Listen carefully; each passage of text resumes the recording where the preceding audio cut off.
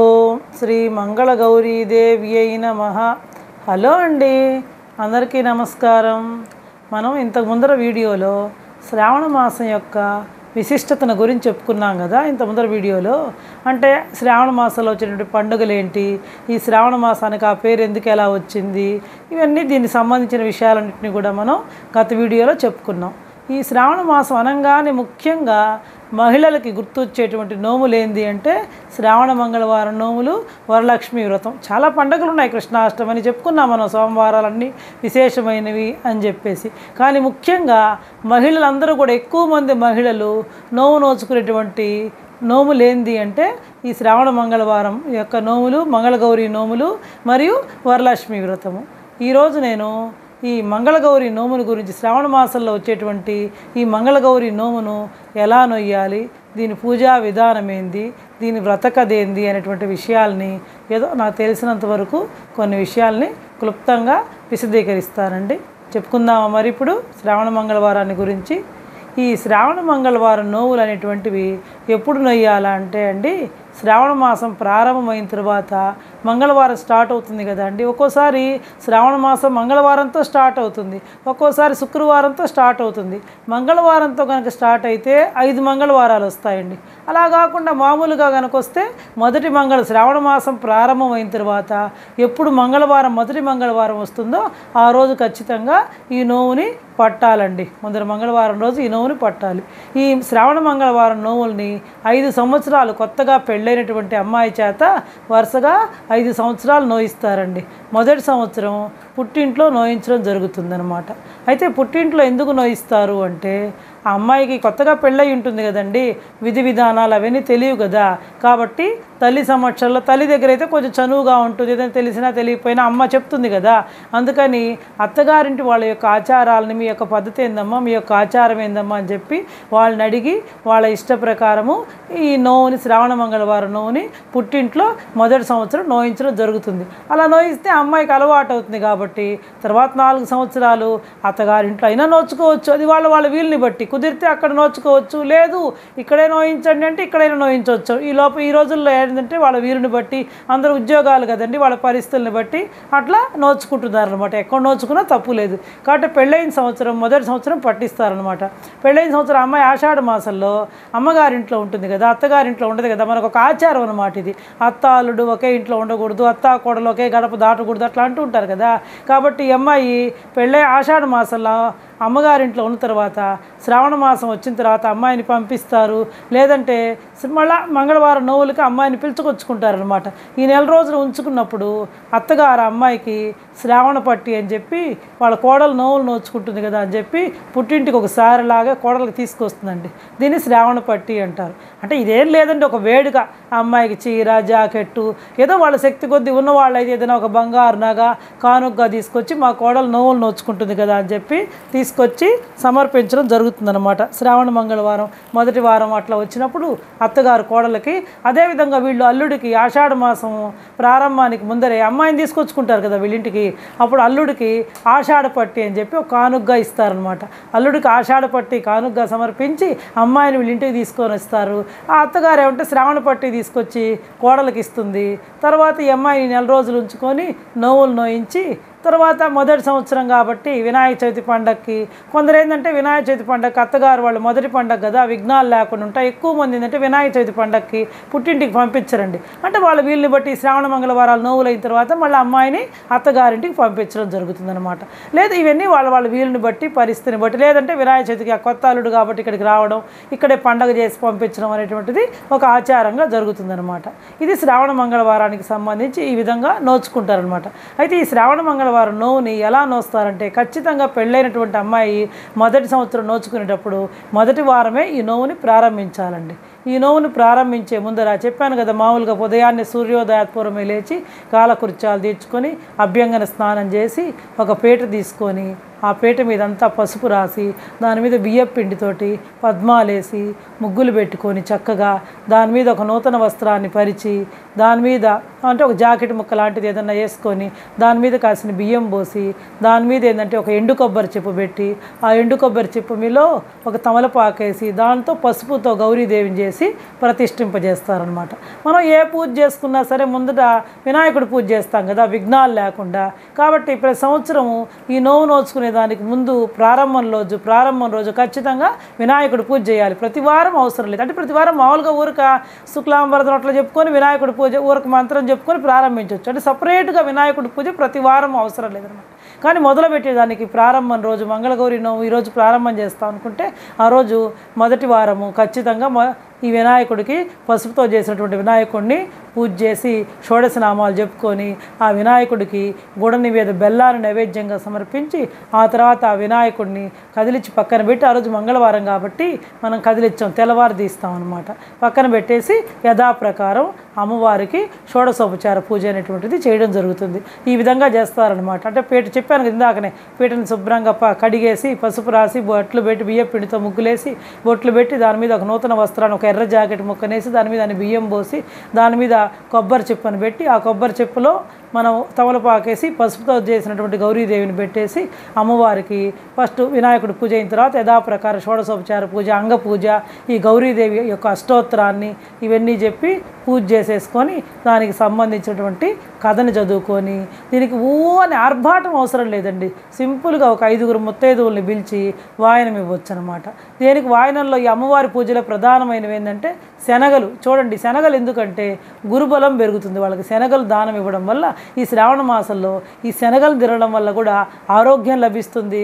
ఈ శనగల్ని ఈ విధంగా దానం చేయడం వల్ల అమ్మాయికి గురుబలం అనేటువంటిది కూడా వృద్ధి చెందుతుంది. కాబట్టి తాంబూలంలో ఇవ్వాల్సినవి నైవేద్యం కూడా ఏంటంటే వడపప్పు, పానకం, అరటిపళ్ళు, కొబ్బరికాయ, ఈ శనగలు, చలిమిడి పచ్చిదే అనమాట. అంటే బియ్యం నానబోసుకొని దాన్ని మనం దంచుకొని, ఇప్పుడు ఎవరు దంచేవాళ్ళు ఎవరు లేండి, అందరం మనం మిక్సీకే కదా వేస్తాం. మిక్సీకి వేసి చక్కగా జల్లెడ పట్టుకొని బెల్లం తురిమి పెట్టుకొని ఆ బెల్లము అంత యాలక్కాయ పొడి అంత ఆవు నెయ్యి వేసి పచ్చిదే చలిమిడి చేస్తారండి.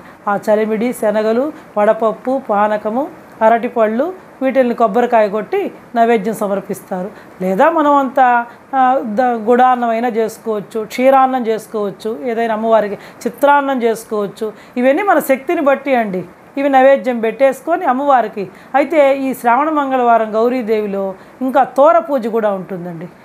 దీనికి ఏంటంటే శ్రావణ మంగళవారానికి 5 పోగులు ముఖ్యం. మనం పసుపు దారం తీసుకొని లేదా ఒక తెల్ల దారం తీసుకొని 5 పోగులు పోసుకొని దానికి చక్కగా పసుపు రాసి 5 పోగులు 5 ముళ్ళు అండి, అది కూడా గుర్తుపెట్టుకోవాలి. 5 ముళ్ళు. అదే మన వరలక్ష్మి వ్రతానికైతే 9 పోగులు చేసుకుంటాం. కానీ ఈ మంగళవారం పూజకి 5 పోగులు 5 ముళ్ళు అనమాట. 5 ముళ్ళు తోర పూజ చేసుకొని అమ్మవారి పేరు చెప్పుకొని ఓం శ్రీ గౌరీదేవి అయిన నమః, శ్రీ ఉమా అయిన నమః, శ్రీ పార్వతి అట్లా 5 నామాలు అమ్మవారి నామాలు చెప్పుకొని చక్కగా ప్రథమ గ్రంథం పూజయామి, ద్వితీయ గ్రంథం పూజయామి, తృతీయ గ్రంథం అట్లా చెప్పుకొని 5 ముళ్ళు పెట్టి తోర పూజ చేసుకొని తర్వాత అమ్మవారికి మనము ఈ పిండి చేసాం, చలిమిడి చేసాం కదా, దాంతో 5 ప్రమిదల్లాగా చేసుకొని దాంతో ఇప్పుడు పువ్వు ఒత్తి ఉంటాయి చూడండి, కుండ ఒత్తులు అవి వేసుకొని ఆవు నెయ్యితోటి దీపాలను వెలిగించి దానికి మనం కొడవల్లాగా ఉంటుందండి, ఒక ఇనపది ఏదైనా సరే కొడవలి కాటిక అంటారు. ఆ కొడవలు తీసుకొని లేదా ఇనపది ఉంటే కొడవలి, లేదంటే ఒక మన ఇనప అట్ల కాడ ఏదైనా సరే అలాంటివి తీసుకొని దాన్ని శుభ్రంగా కడిగేసి దానికి కూడా ఒక చిన్న పసుపు దారం కట్టేసి ముళ్ళు వేసుకొని ఆ తోరానికి కానీ ఆ కొడవలికి కానీ ఒక చిన్న తోరం లాంటిది కట్టేసి మామిడాకు లేదా తమలపాకు పెట్టేసి ఒక తోరంలాగా కట్టుకొని దానికి ఆవు నెయ్యి పూసి కొంచెం గంధం పూసి, మంచి గంధం అండి, గంధము చెక్క ఉండి సానం ఉండి మనం సాది కనుక ఆ గంధం పూసుకుంటే చాలా చల్లగా ఉంటుంది ఆ కాటిక. మనం ఈ ఆవు నెయ్యితోటి ఈ ప్రమిదల్లో దీపాలు వెలిగిస్తాం కదా, ఆవు నెయ్యి వేసి దానికి మన పాట ఉంటుందండి. ఈశ్వర పుత్రునకు గజావతారునకు పార్వతీ తనయునకు భక్తితోను జయమంగళం నిత్య శుభమంగళం అని చెప్పి పాట ఉంటుందన్నమాట. ఈ అమ్మవారి దీనికి సంబంధించి ఆ కొడవలు పట్టుకొని అమ్మాయి ఆ పాట అయిందాక దానికి కాటికి పడుతుంది అనమాట. ఆ సెగకి కాటికి పడుతుంది అనమాట. దాన్ని కనుక పెట్టుకుంటే చాలా విశేషం.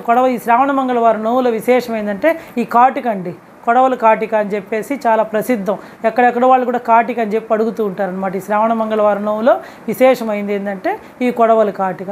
ఆ తర్వాత అట్లా ఆ కాటిక పట్టేసి తర్వాత ముందర ఏంటంటే దీనికి ఏంటంటే 5 జ్యోతులండి, 5 జ్యోతులు 5 మందికి తాంబూలాలు ఇవ్వాలన్నమాట. ఒక తాంబూలం ఏంటంటే మేము ఎలా చేస్తామో చెప్తున్నానండి. ఒక్కొక్కళ్ళ ఇంటి పత్తులు ఒక్కొక్క రకంగా ఉంటాయన్నమాట. కాబట్టి తర్వాత అమ్మవారికి ఏం చేస్తామంటే పూజ అంతా అయిపోయిన తర్వాత కజ్జదివి అక్షంతలు వేసుకొని తర్వాత అమ్మవారికి ఒక పళ్ళెల్లో అన్ని శనగలు, తర్వాత తాంబూలము, మామూలుగా ఇవన్నీ ఉంటాయి కదా, మన పసుపు కుంకుమ అవన్నీ పెట్టేసుకొని తాంబూలం, తోరము, చలిమిడి, ఆ జ్యోతి, వెలిగే జ్యోతి అన్నీ పెట్టుకొని ముందర అమ్మవారికి పసుపు కుంకుమ గంధము కాటిక అన్నీ సమర్పించి, అంటే మనం కూడా తీసుకొని అమ్మవారికి సమర్పించి తర్వాత మనం కూడా పెట్టుకోవాలండి. మనం అమ్మవారి కుంకుమతో అంత ముందర గౌరీ అష్టోత్తరం పూజ చేస్తుంటాం కదా, కుంకుమతో కానీ అక్షంతలతో కానీ పువ్వులతో కానీ మీ ఇష్టం ఏదైనా సరే.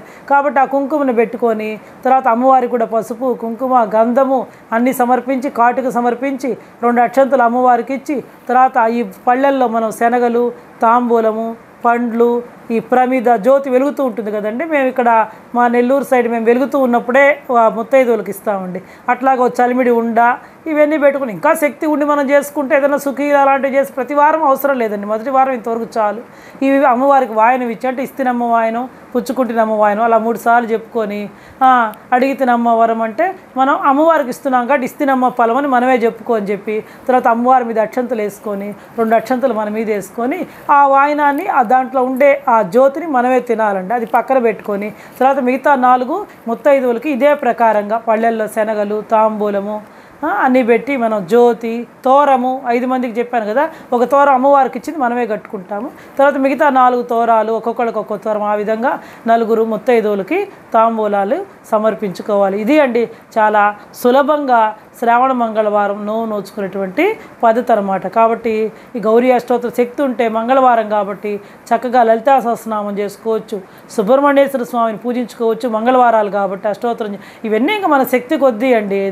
కాబట్టి ప్రతి మంగళవారం కూడా చక్కగా లలితా సహస్రనామం చేసుకొని గౌరీ అమ్మవారిని కూడా పూజించుకోవచ్చు అనమాట. ఈ విధంగా మనం ఈ శ్రావణ మంగళవారం యొక్క పూజని జరుపుకుంటే చాలా మంచిది. ఈ విధంగా చూడండి, దీంట్లో శ్రమే ఉంది. కాబట్టి ప్రతి ఒక్కళ్ళు కూడా తల్లిదండ్రులకు కూడా నేను చెప్పేది ఏంటంటే, ఇప్పుడు అమ్మాయిలందరూ ఉద్యోగాలు కదండి, కాబట్టి వాళ్ళని ఎక్కువ శ్రమ పెట్టబాకండి. ఏదో అని ఆచారాలు అది అని చెప్పేసి తర్వాత ఆ నైవేద్యాలు చేయాలి, ఈ నైవేద్యాలు చేయాలి అంటే అమ్మాయిలకి ఏంటంటే వాళ్ళకి భయం కలిగిపోతున్నారు. ఈ రోజుల్లో పిల్లలకు ఒక నోము అంటే ఇదండి. కాబట్టి భయం కలిగించొద్దండి. ఒక ఆచారము సంప్రదాయం సులభంగా చేసుకోవచ్చు. మన పెద్దవాళ్ళు ఇలా చెప్పారు. కాబట్టి కాకపోతే అమ్మాయిలందరికీ నేను చెప్పేది ఏంటంటే, ఇలాంటి నోవులు ఇవి నోచుకునేటప్పుడు సంప్రదాయ దుస్తులు ధరించి నోచుకోండి. ఎందుకంటే మీరు రోజు ఎలాగూ ఆఫీసులకు అలా వెళ్ళేటప్పుడు మీ ఇష్టం వచ్చిన బట్టలు వేసుకుంటారు, తప్పదు కాలానుగుణంగా. కనీసం నోములు నోచుకునేటప్పుడన్నా కాకపోతే ఆ కొన్న పట్టు చీరలు అవి కూడా మీరు ఎప్పుడు కట్టుకుంటారండి? ఇలాంటప్పుడే కదా. కనీసం చక్కగా పట్టు చీర కట్టుకొని మీకు ఉండేటువంటి ఆ నగలు పెట్టుకొని చక్కగా నోవు నోచుకోండి. మంచిది కదా, మీకు కూడా శుభప్రదం. చూడడానికి కూడా కళకళలాడుతుంటారు. మంగళగౌరి రూపమే ఇంట్లో తిరుగుతుంటుంది. అమ్మవారు పార్వతీ అమ్మవారు. మంగళగౌరి అంటే ఎవరు? సర్వమంగళాదేవి.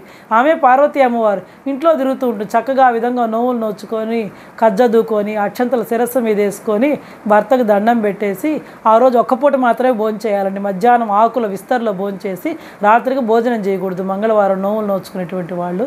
ఇది మంగళవారం. ఆ విధంగా 4 మంగళవారాలు నోవులు నోచుకోవాలండి. వస్తే ఒక్కోసారి 5 వారాలు వస్తాయి, ఒక్కోసారి 4 వారాలు వస్తాయి. ఈ శ్రావణ మాసంలో ఎన్ని వారాలు వస్తే అన్ని వారాలు నోచుకోవాల్సిందే. కాకపోతే మరీ మొదటి వారం నుంచి లాస్ట్ వారం లాగా కాకుండా కనీసం ఏదైనా మధ్యలో ఏదైనా ఈ ఆడవాళ్ళకంటే ఇబ్బందులు వస్తాయి కదండి, డేట్స్ అవన్నీ అలా కుదరకపోతే తర్వాత వారం నోచుకోవచ్చు. అప్పుడు ఏంటంటే 10 జ్యోతులు 10 చలిమిడి ముద్దలు చేసి వాయనం ఇస్తామన్నమాట. ఇది వీలైనంత వరకు ప్రతి వారం నోచుకుంటే శ్రేయస్కరం. అంతేగాని ఏదో ఒక వారం నోచేసి మళ్ళీ లాస్ట్ వారం అలా కాకుండా వీలైనంత వరకు శ్రద్ధ భక్తితోటి నమ్మకంతో విశ్వాసంతో అమ్మవారికి నోచుకుంటే ఆ అమ్మవారు మనల్ని అతి శీఘ్రంగా కూడా అనుగ్రహిస్తుంది. సత్సంతానాన్ని, సౌభాగ్యాన్ని అన్నిటినీ కూడా అమ్మవారు ప్రసాదిస్తుంది. కాబట్టి చిన్నగా ఈ లోపల లలితా సహస్రనామం నేర్చుకోండి. ఒక మంగళవారమైనా చదవడానికి ప్రయత్నం చేయండి లలితా సహస్రనామం. ఇదంతా కూడా ఈ పూజా విధానం మొత్తం ఒక అరగంట పట్టదండి ఆ కథ అన్ని చదువుకోవడానికి. మీరేం భయపడొద్దు ఈ రోజుల్లో పిల్లలు. కాకపోతే ఈరోజు కాలానుగుణంగా ఈ రోజుల్లో ఏం చేస్తున్నారంటే, ఒకప్పుడు అంటే చిన్నతనంలోనే పెళ్ళిళ్ళు చేసేవాళ్ళు అమ్మాయిలకి. ఇంత ఉద్యోగాలు ఇంత లేవు కదండి అప్పట్లో. కాబట్టి చక్కగా 5 ఏళ్ళు నోచుకునేవాళ్ళు. ఇప్పుడు అట్లా కాదు కదా, అమ్మాయిలకి పెళ్లి చేసేటప్పుడు 25 ఏళ్ళు దాడుతున్నాయి. వాళ్ళు ఉద్యోగాలు పెళ్ళిళ్ళు అయ్యాక వాళ్ళు ఎక్కడుంటారో తెలియట్లే. ఒక్కొక్కసారి విదేశాలకు కూడా పోతున్నారు కదా పిల్లలు పాపం, వాళ్ళకి అక్కడ ఏం తెలుస్తాయి పద్ధతులు అవన్నీ తెలియవు కాబట్టి. అందుకని ఈ రోజుల్లో ఈనాటి సామాజిక పరిస్థితులకు అనుగుణంగా కాలానుగుణంగా పెళ్లికి ముందరే 4 ఏళ్ళు నోవు నోయించేస్తున్నారండి. దాన్ని కన్యగౌరి నోము అని చెప్పి అంటారు. తప్పు లేదు, అలా అయినా కూడా అసలు మానేసే దానికంటే అండి మనం కూడా కాలానుగుణంగా పరిస్థితులకు అనుగుణంగా మారుతూ ఉండాలి, తప్పదు కదా. కాబట్టి 4 ఏళ్ళు నోయించేసి 5వ సంవత్సరం మాత్రం పెళ్ళైన తర్వాత ఆ మొదటి సంవత్సరం 1 సంవత్సరం నోయిస్తున్నారు. అలా అయినా సరే నోయించండి. ఎందుకంటే ఒకప్పుడు అంటే 10-12 ఏళ్ళకి పెళ్ళిళ్ళు చేసే, కనీసం 15 ఏళ్ళ లోపల పెళ్ళిళ్ళు చేసేవాళ్ళు. చిన్నతనం ఇంత ఉద్యోగాలు లేవు కాబట్టి చక్కగా వరుసగా 5 ఏళ్ళు నోయించేవాళ్ళు. ఇప్పుడు అలా కాదు కదా పాపం. వాళ్ళు పెళ్ళైన తెల్లవారు అసలు వారం రోజుల లోపలే అమెరికా టికెట్లు చేసుకుని వెళ్ళిపోతున్నారు. వాళ్ళకి ఎలా తెలుస్తాయి? కాబట్టి 1 సంవత్సరం అయితే రాగలరు, ప్రతి సంవత్సరం రావాలంటే వాళ్ళు రాలేరు కదా. కాబట్టి పెళ్ళికి ముందరే 4 ఏళ్ళు కూడా నోయిస్తున్నారు. ఇప్పుడు ఆ పెళ్ళైన తర్వాత 1 సంవత్సరం అనేటువంటిది నోవు నోయించడం జరుగుతుంది.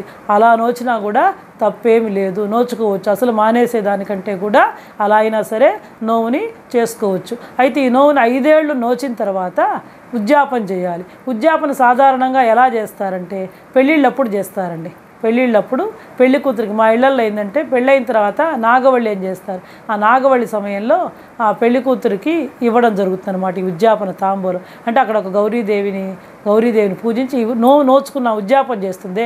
ఆమె చేత గౌరీదేవికి పూజ చేసిన తర్వాత ఆ అమ్మాయికి ఒక కంచు గిన్నె, ఇత్తడి గిన్నె, స్టీల్ గిన్నెలు పనికి రావండి దీనికి.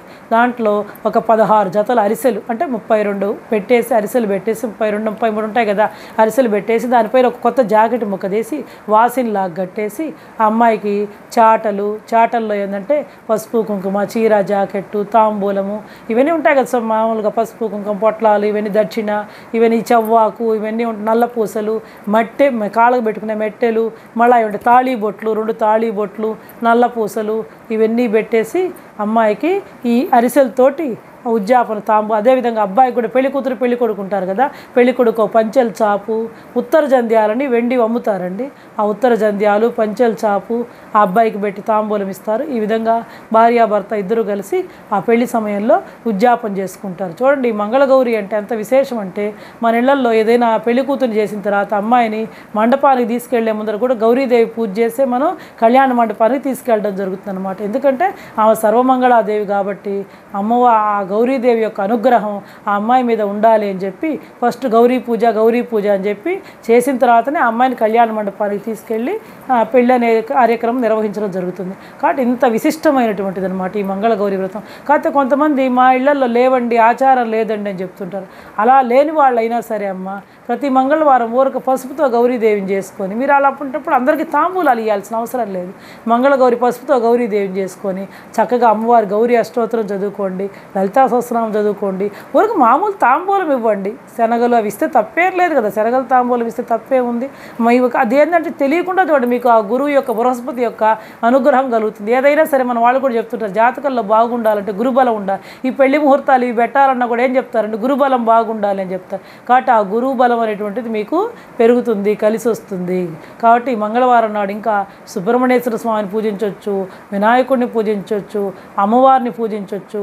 ఈ అమ్మవారికి గౌరీ అష్టోత్తరం చేసినప్పుడు చక్కగా శివాష్టోత్తరం కూడా చేయండి. ఎప్పుడు కూడా అమ్మవారు తనను పూజించిన దానికంటే తన భర్తను పూజిస్తే ఎక్కువ సంతోషిస్తుంది. కాబట్టి అమ్మవారి అష్టోత్తరం చేసినప్పుడు అయ్యవారికి కూడా అష్టోత్తరము లేదో కనీసం ఉన్నాయి కదా నాగేంద్రహారాయ త్రిలోచనాయ అలాంటి అవైనా చెప్పుకోండి. ఏదో ఒకటి చిన్న శివస్తోత్రం కూడా చెప్పుకొని నోచుకోండి. ఇదండి 5 ఏళ్ళు నొయ్యాల తర్వాత నోచిన తర్వాత ఉద్యాపన అనేటువంటిది మా ఇళ్లలో ఎక్కువగా ఈ పెళ్లి సమయంలోనే పెళ్లి కూతురికి పెళ్లి కొడుక్కి ఈ విధంగా చేస్తారు. అంటే బంగారు తాళీ బొట్లు, వెండి మెట్టెలు, నల్ల పూసలు ఇవన్నీ కూడా కొనిస్తారు అనమాట. అమ్మాయికి మంచి చీర, జాకెట్, ఈ చెవ్వాకు, తాంబూలం, దక్షిణ, ఈ వాసన గట్టి ఇత్తడి గిన్నె వాడతారండి. స్టీల్ గిన్నెలు అలాంటి పనికి రావన్నమాట. దానికి ఈ పెట్టి అమ్మాయికి చక్కగా తాంబూలం ఇవ్వడం జరుగుతుందన్నమాట.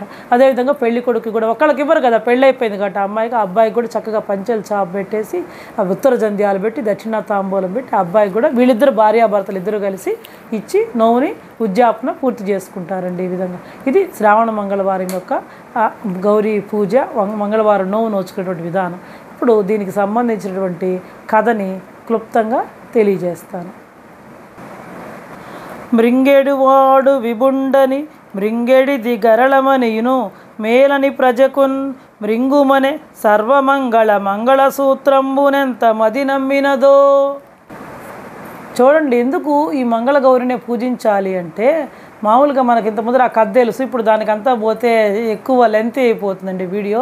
హలాహల భక్షణం అని చెప్పి మనకుందిగా, దేవతలు రాక్షసులు పాల సముద్రాన్ని మదించినప్పుడు దాని నుంచి ఆ వాసుకి అనేటువంటి సర్పాన్ని తాడుగా చేసుకొని చిలుగుతారు కదా, అప్పుడు విషం వస్తుంది. ఆ విషమంతా అయితే కలుషితం అయిపోతుంది. అంటే అప్పుడు ఆ విషాన్ని ఎవరు మింగుతారంటే అందరూ పరమశివుడి వైపు చూస్తారనమాట. అప్పుడు పరమశివుడు తన భార్య వైపు చూస్తే అప్పుడు ఆమె ఏమంటుందంటే, ఖచ్చితంగా ప్రజలందరికీ మేలు జరగాలి కాబట్టి మీరు దీన్ని మింగండి, ఏం లేదు. ఎందుకంటే మళ్ళీ ఆయన చూడండి, దాన్ని కంఠంలోనే దాచుకుంటాడు, ఉదరంలోకి పోనిడు. ఎందుకంటే ఉదరంలో మళ్ళీ అన్ని లోకాలు ఉన్నాయి కదా, అందరికి ఇబ్బంది కలుగుతుందని. కాబట్టి ఆయనకి గరళ కంఠుడు అని కూడా పేరు ఉంటుంది అనమాట. ఆ హలాహలాన్ని మింగి ఇక్కడ దాచుకుంటాడు.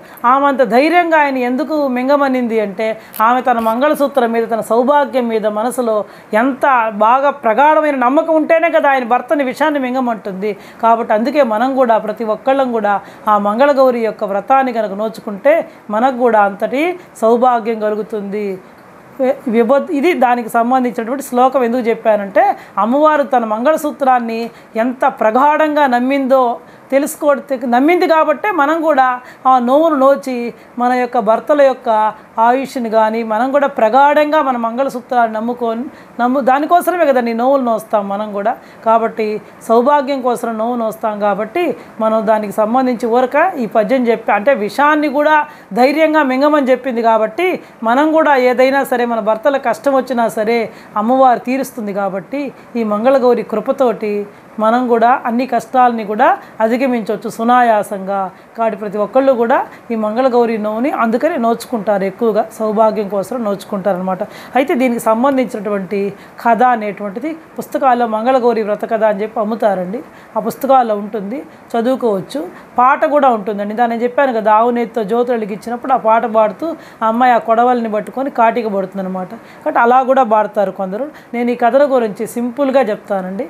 ఈ కథ ఇంతకు ముందర తొలి సూతుల వారు సౌనకాది మహర్షుల చెవులకు విందుగా వినిపించిన మంగళగౌరీదేవి యొక్క మహత్యమును పరమ భక్తాగ్రేసరుడైన నారదమునీంద్రుడు సావిత్రి పతివ్రతకు ఉపదేశించిన మంగళగౌరి వ్రత కథ పూజా విధానములను ఒకానొక సమయంలో ద్రౌపదీదేవికి శ్రీకృష్ణుడు చెప్పాట. అమ్మా, నువ్వు కూడా ఈ మంగళగౌరి నువ్వు నొయ్యి అని చెప్పి.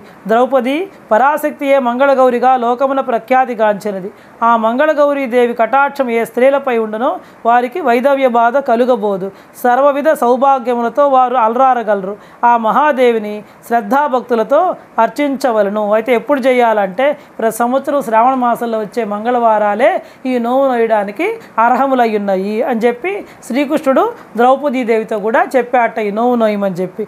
అంటే ఈ నోవును ఇంకా అంతేకాకుండా పూర్వకాలంలో ఏంటంటే, త్రిపురాసురులను సంహరించడానికి వెడలినటువంటి ఆ పరమేశ్వరుడు ఈ గౌరీదేవిని పూజించే విజయ పతాకాన్ని కూడా ఎగరవేశాట. అంటే ఈ నోవుగానే కాకుండా మామూలు విడిగా కూడా ఎవరైనా సరే ఈ మంగళగౌరీదేవిని వాళ్ళ శక్తి కొద్దీ పూజించి విజయాన్ని పొందవచ్చు అనమాట అన్నింట్లో కూడా. కాబట్టి చూడండి, పరమశివుడు కూడా త్రిపురాసురులు సంహరించడానికి వెళ్ళినటువంటి ఆ పరమేశ్వరుడు కూడా ఈ గౌరీదేవిని పూజించి ఆయన విజయాన్ని పొందాట.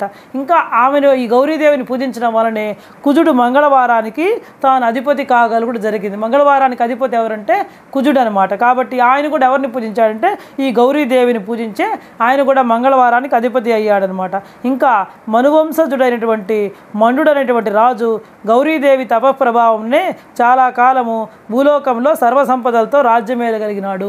అంటే ఈ మంగళగౌరి అని కేవలం నోముల్లో వచ్చే మహిళలే కాదండి, ఎవరైనా సరే పూజించుకోవచ్చు. మీరు అడగొచ్చు, ఇప్పుడు మంగళగౌరి నోవు నోచిన వాళ్ళకి వైదవ్యం రాదా అంటే, ఏదో ఒకవేళ వస్తే జరగొచ్చండి, జరగదని నేను చెప్పను. కానీ వచ్చే జన్మకైనా సరే వాళ్ళు మంచి సౌభాగ్యవంతులుగా ఉండాలి అంటే ఈ నోవు నోచినటువంటి ఫలం అనేటువంటిది ఎక్కడికి కూడా పోదండి.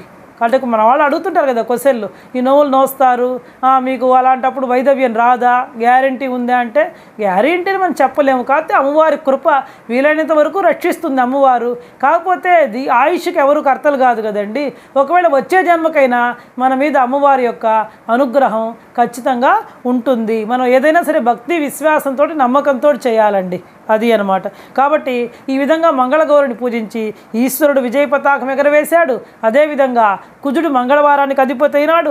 మనువంశజుడైనటువంటి మండుడైనటువంటి రాజు ఈ గౌరీదేవిని యొక్క తపప్రభావంనే చాలా కాలం భూలోకంలో సర్వసంపదలతోటి రాజ్యమేలగలిగాడు అనమాట. పూర్వకాలంలో మాహిష్మతి అనేటువంటి నగరాన్ని జైపాలుడు అనేటువంటి రాజు పరిపాలిస్తూ ఉండేవాడు. ఆయనకు అన్నీ ఉన్నాయి కానీ నేను సింపుల్గా చెప్తున్నానండి, సంతానం మాత్రం లేదనమాట. ఒకరోజు వాళ్ళ ఇంటికి పాపం పరమేశ్వరునికి వాళ్ళ మీద కరుణ కలిగింది. ఆయన ఒక సన్యాసి రూపంలో వాళ్ళ వాకిలి దగ్గరికి వచ్చి భౌతి భిక్షాందేహి అని అడిగాట. పాపం ఆయన భార్య పళ్ళెల్లో అన్నీ పెట్టుకొచ్చే లోపల ఆయన వెళ్ళిపోయినట్ట. అదేవిధంగా 2 రోజులు జరిగిందట. ఆ మాట ఆమె తన భర్తకు చెప్తే ఆయన ఏమన్నా అంటే, రేపు ఆ సన్యాసి వచ్చేదానికి రోజు ఏ టయానికి వస్తున్నాడు గమనిస్తున్నాం కదా, ముందుగా నిలబడు అక్కడ, అప్పుడు భిక్ష అయ్యి అని చెప్తాడు. సరే అదేవిధంగా ఆమె భర్త చెప్పినట్లుగానే ఆ సన్యాసి వచ్చేదానికంటే ముందుగానే పళ్ళెళ్ళు అన్నీ పట్టుకొని వాకిలి అంతఃపుర ద్వారం దగ్గర నిలబడిందిట. సరే ఆ సన్యాసి రాగానే ఆయన ఒడిలో భిక్ష వేయడానికి సంసిద్ధురాలేదు. అప్పుడు ఆయన, అమ్మ నేను మీ చేతి భిక్షను స్వీకరించను, మీకు పుత్రపౌత్రులైనటువంటి వాళ్ళ యొక్క భిక్షను నేను స్వీకరించనంటే అప్పుడు ఆమె చాలా బాధపడి, అయ్యా మమ్మల్ని అనుగ్రహించండి, మాకు అన్నీ ఉన్నాయి, సంతానం లేదు అంటే అప్పుడు ఆయన చెప్తాడనమాట, అమ్మ నీ భర్తని ఒంటరిగా నీలాశ్వదారిగా ఒంటరిగా నగరానికి తూర్పు దిక్కున నేరుగా వెళ్ళమని చెప్పు. ఆ యొక్క గుర్రం ఎక్కడ ఆగితే అక్కడ నిలబడి అక్కడ ఒక తవ్వితే ఒక ప్రదేశంలో ఎక్కడ ఏ ప్రదేశంలో అయితే ఆ గుర్రం ఆగుతుందో అక్కడ తవ్వమను, అక్కడ అమ్మవారు ఉంటుంది, ఆ భవానీ అమ్మవారిని కనుక అర్చించినట్లయితే మీకు సంతానం కలుగుతుంది అని. అదేవిధంగా రాజు వెళ్తాడనమాట. వెళ్ళిన తర్వాత ఆయన ఆ గుర్రం ఆగుతుంది ఒక ప్రదేశంలో, అక్కడ తవ్వితే అక్కడ ఒక బంగారు అమ్మవారి దేవాలయం ఉంటుంది అనమాట. బంగారు భవాని ఆ అమ్మవారిని పూజిస్తాడనమాట. ఆయన పూజించిన తర్వాత అమ్మవారి భక్తికి ప్రత్యక్షమయ్యి, నీకు అల్పాయుష్కుడు గల కొడుకు కావాలా లేకపోతే వైధవ్యం గల కూతురు కావాలా అని చెప్పి అడుగుతుందనమాట. అప్పుడు ఆయన అంటాడమ్మా, ఎవరైనా అండి తల్లిదండ్రులు వాళ్ళ కన్నబిడ్డలకి వాళ్ళ ముందరే అలా జరిగితే వాళ్ళు తట్టుకోలేరు కదా, నాకు అలా వద్దు, అల్పాయుష్కుడైనా సరే కొడుకే కావాలి అని చెప్పి కోరుకుంటాడనమాట. అప్పుడు ఆమె ఏమంటుందంటే, పక్కనే ఉన్న చూత వృక్షం అంటే మామిడి చెట్టు ఉంటుంది, అక్కడికి వెళ్ళి ఆ ఫలం తీసుకొని ఒక ఫలం కోసుకుపోయి నీ భార్యకి ఇయ్యి అని చెప్తుంది. సరే అని చెప్పి రాజు ఏం చేస్తాడంటే అక్కడికి వెళ్ళి ఆ గణపతి ఉంటాడనమాట. అక్కడ ఆ పక్కనే ఉన్నటువంటి గణపతి పక్కనే ఉన్నటువంటి ఆ మామిడి చెట్టు మీద ఆశ కొద్దీ ఫలాలన్నీ కోసుకుంటాడు అనమాట. కానీ కిందకు వచ్చి చూసేటప్పటికి ఒక్క ఫలమే ఉంటుంది వింతగాని. దీంతో గణపతి కోపం వచ్చి, నీ మామూలుగా అంటే అల్పాయుష్కుడు గల కొడుకు కావాలని అడుగుతారు కదా, నువ్వు ఈ విధంగా చేసావు కాబట్టి ఒక ఫలం కోసుకోమంటే మొత్తం కోసుకున్నావు, కానీ ఒకటే ఉంటుంది దక్కదు నీకు. మనకి అంటే దీన్ని బట్టి మనం ఏం తెలుసుకోవాలంటే, మనకి ఎంత రాసి పెట్టుంటే ఎంత ప్రాప్తం అయితే అంతే ఉంటుంది. మనం ఓని ఎంతో ఉందని కదా ఎదురుగుండా తీసుకున్నా కూడా అది మనకి దక్కదు అనేటువంటి అంతరార్థాన్ని మనం తెలుసుకోవాలండి ఈ కథల ద్వారా. తర్వాత ఏం చెప్తాడు, ఆ ఫలం తీసుకెళ్ళి నీకు దీనివల్ల నీకు పుట్టినటువంటి కొడుకు 16 ఏళ్ళకే మరణిస్తాడు అని చెప్పి చెప్తాడనమాట. దాంతో పాపం మా రాజు ఇంటికి తీసుకెళ్ళి సరే చేసేదేం లేక ఇంటికి తీసుకెళ్ళి భార్యకి ఇస్తాడు. ఇయ్యంగానే ఆమె తిని గర్భవతి అవుతుంది. తర్వాత బిడ్డని కంటుందనమాట. కొద్ది రోజులు అయిన తర్వాత ఇంకా ఆ బిడ్డకి అల్పాయుష్కుడు కదా అని చెప్పి ఏం చేయాలో అర్థం కాక వాళ్ళు ఆ అబ్బాయి యొక్క మేనమామని పిలిచి ఈ అబ్బాయిని కాశీకి పంపిస్తారు. కాశీకి దైవ దర్శనం పోతే ఆ పరమేశ్వరుడి యొక్క అనుగ్రహం కలుగుతుందేమో. దారిలో వాళ్ళు ప్రతిష్టానపురం అనేటువంటి ఊరు చేరుకుంటారు. అక్కడ ఒక ఊరి బయట శివాలయంలో వీళ్ళు బస్ చేస్తారు. ఇంత ముందర రోజుల్లో ఇక్కడ ఎట్లా మనకి ట్రాన్స్పోర్ట్ ఫెసిలిటీస్ లేవు కదా, వెళ్ళాలి అంటే ఎక్కువగా ఈ గుర్రాల ద్వారానో ఇలా లేదా నడిచు అట్లాగా వెళ్ళేవాళ్ళు కాబట్టి అక్కడ ఆ ప్రతిష్టానపురంలో ఆ ఊరి బయట ఉండేటువంటి శివాలయంలో బస్ చేస్తారన్నమాట. అక్కడ కొంతమంది ఈ రాజు కన్యలు వాళ్ళందరూ కూడా ఆడుకుంటుంటారు. ఆమె రాజకుమార్తె వాళ్ళ చెలికత్తులు వాళ్ళందరూ కొంతమంది ఆడుకుంటుంటారు.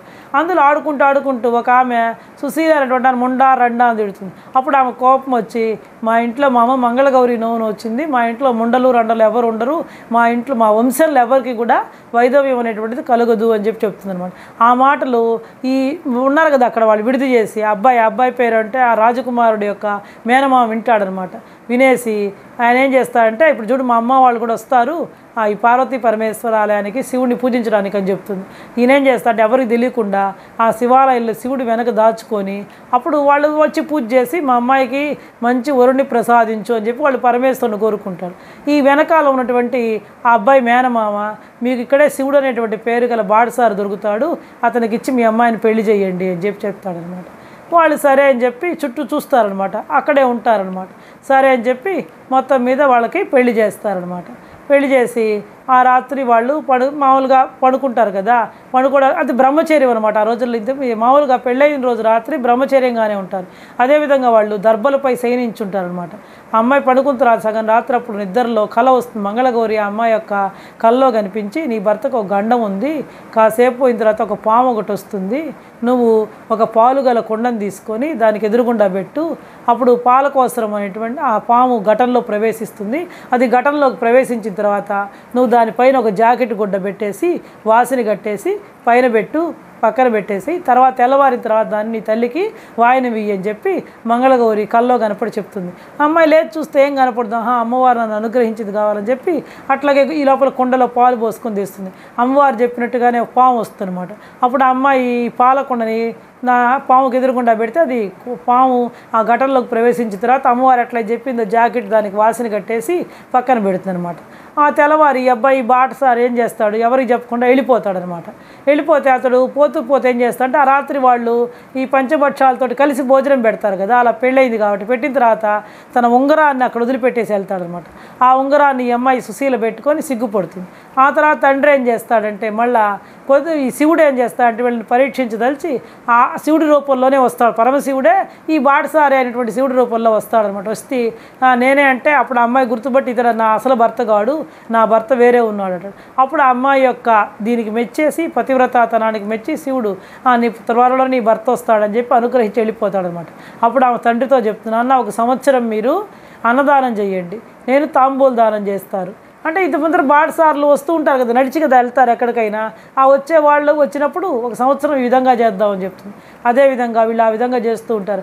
ఆ తర్వాత వీళ్ళు కాశీకి పోయేసి వాళ్ళ మేనమామతో ఆ శివుడు అక్కడ కాశీలో విశ్వేశ్వరుని పూజించి మణికర్ణికాల్లో స్నానం చేసి అవన్నీ అయిపోయి మళ్ళీ తిరుగు మార్గంలో మళ్ళీ వీళ్ళు ఈ నగరానికే వస్తారనమాట. వచ్చి అక్కడ చెప్పారు వీళ్ళు అన్నదానం చేస్తారని, అక్కడ అన్నదానం తినేసి పోతూ ఆ తాంబూలాన్ని దగ్గర ఈ అమ్మాయి తాంబూల దానం చేస్తుంది. అక్కడికి రాగానే ఈ అమ్మాయి అతన్ని గుర్తుపట్టి ఇతడే నా భర్త అని చెప్తుంది అనమాట.